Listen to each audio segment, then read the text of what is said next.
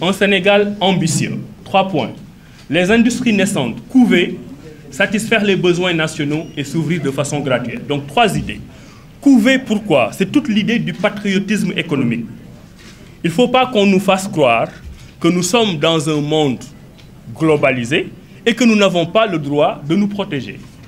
Ce que le président Macky Sall et son équipe n'ont jamais compris, c'est qu'on peut se protéger sans être protectionniste.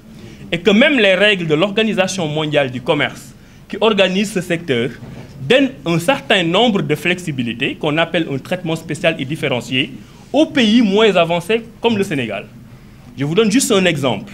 La filière avicole sénégalaise, aujourd'hui, s'est beaucoup développée parce qu'à la base, on avait fermé nos frontières pour des raisons liées aux mesures sanitaires et phytosanitaires.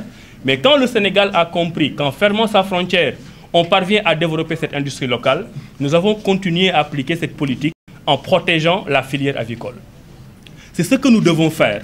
Une industrie, surtout une petite industrie naissante, ne doit pas être ouverte à la concurrence internationale tant qu'elle n'est pas stabilisée au niveau national.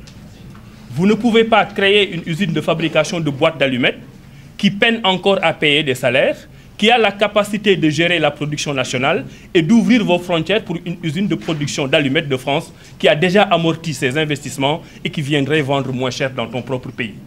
Donc ces industries naissantes, nous allons les couver pour que les jeunes et les moins jeunes aient la possibilité d'investir. Ils croient en la possibilité d'investissement en sachant que leur pays, à travers le patriotisme économique, les protégera. Maintenant, dans toute protection économique, il y a ce qu'on appelle la clause du retour graduel. Vous êtes protégé tant que vous êtes faible. Mais si vous commencez à grandir et à faire des profits, on va vous soumettre à la concurrence pour vous permettre d'être davantage compétitif et gagner encore d'autres parts de marché. Donc nous allons avoir une politique de patriotisme économique extrêmement forte au niveau des industries naissantes que nous assumons. Et je précise que quand on dit patriotisme économique, ce n'est pas la même chose que le nationalisme. Il ne faudrait pas, parce qu'on se protège, qu'on dit qu'on est des nationalistes.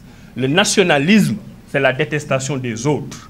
Le patriotisme économique, c'est la préférence de soi-même. L'amour de soi, qui n'est pas la détestation des autres. C'est fondamental.